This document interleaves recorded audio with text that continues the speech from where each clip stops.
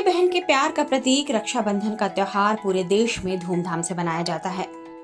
रक्षाबंधन के अवसर पर बहनें अपने भाई की कलाई पर राखी बांधती हैं और उनकी समृद्धि और लंबी उम्र के लिए प्रार्थनाएं करती हैं। पीएम मोदी को भी राखी बांधने के लिए उनकी पाकिस्तानी बहन दिल्ली पहुंच रही हैं। वे हर साल पीएम मोदी को राखी बांधती हैं और इस साल भी अपने भाई को राखी बांधने के लिए उन्होंने अपने हाथों से मोतियों जड़ी राखी बनाई है। आप सोच रहे होंगे कि आखिर पीएम मोदी की ये पाकिस्तानी बहन कौन है? तो चलिए आपका परिचय हम उनसे करा देते हैं।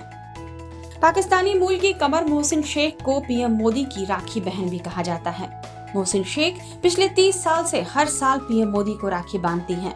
वे करीब 30 सालों पहले शादी के बाद पाकिस्तान से भारत आई थी और तब से लगातार पीएम मोदी को राखी बांध रही हैं।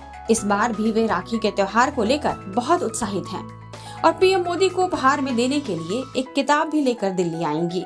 मीडिया को दिए बयान में शेख अपनी और पीएम मोदी के बीच हुई मुलाकात के बारे में कई बार बता चुकी हैं। उनके मुताबिक एक बार वह बीजेपी के वरिष्ठ नेता और सांसद रह चुके दिलीप संघानी के घर पर मेहमान बनकर दिल्ली आई थी। उस समय आरएसएस के कार्यकर्ता रहे नरेंद्र मोदी भी दिल्ली में ही थे और सांसद के घर पर ही ठहरे थे। दोनों की जब मुलाकात हुई तो पीएम मोदी ने उनसे कहा, कैसी हो बहन? यही बात उनके दिल को छू गई और तब से दोनों के बीच भाई बहन का रिश्ता बन गया।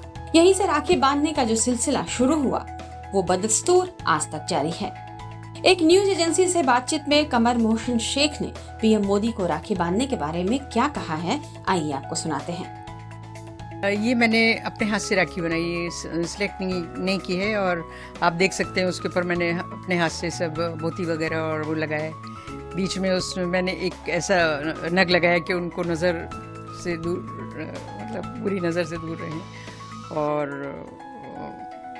बस ये पूरी मैंने खुद बनाई है। ये राखी मैं देख सकती हूँ कि इसमें लाल कलर रखा है, तो ये लाल कलर क्यों आपने स्पेशली? एक तो शक्ति के लिए होता है, फिर हमारी जितने भी शुभ काम होते हैं उसमें लाल रंग का यूज़ होता है, सिंदूर में होता है और चुनरी में होता है, दुपट्टे में होता है। तो मैं हमेशा ज़्यादातर मैं पसंद करती हूँ और शक्ति की वजह से कि उनको और शक्ति मिले उस वजह से मैं लाल ज़्यादा पसंद करती हूँ। मुझे और कोई ज़्यादा इतना ठीक नहीं लगता। शेख ने कहा कि पहले मैंने उनके लिए गुजरात का मुख्यमंत्री बनने की प्रार्थना की थी और वो बन गए। मैं जब भी राखी बांधती थी तो उनके लिए प्रधानमंत्री बनने की इच्छा जाहिर करती थी, जिस पर वे हंसा करते थे।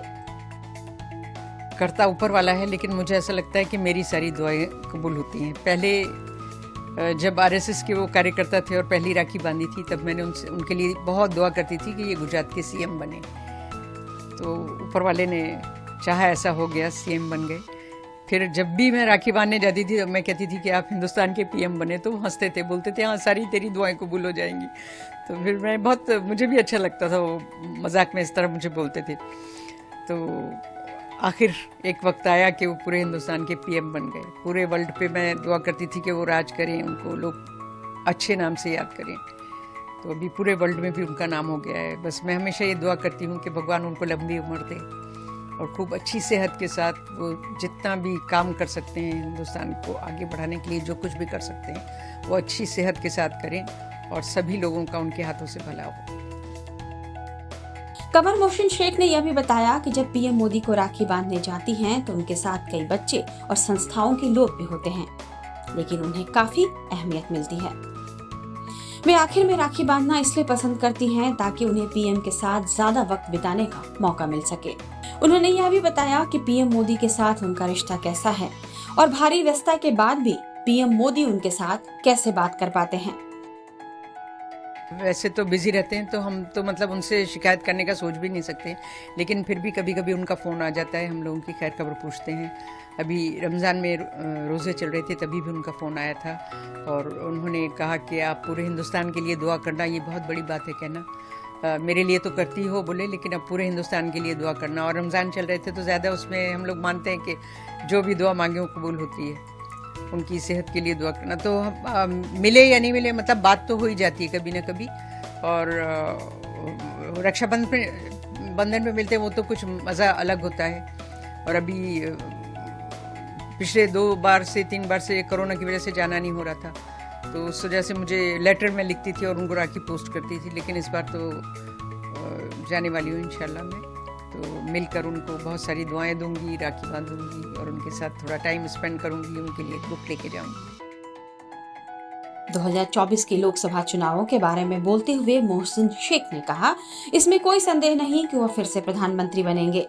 वह इसके हकदार हैं क्योंकि उनमें वे क्षमताएं हैं और मैं चाहती हूं कि हर बार की तरह वे 2024 में भी भारत के प्रधानमंत्री बने। बहरहाल कमर मोहसिन शेख दिल्ली आने के लिए तैयारियों में जुटी हैं। टाइम्स नाउ नव भारत डिजिटल की रिपोर्ट।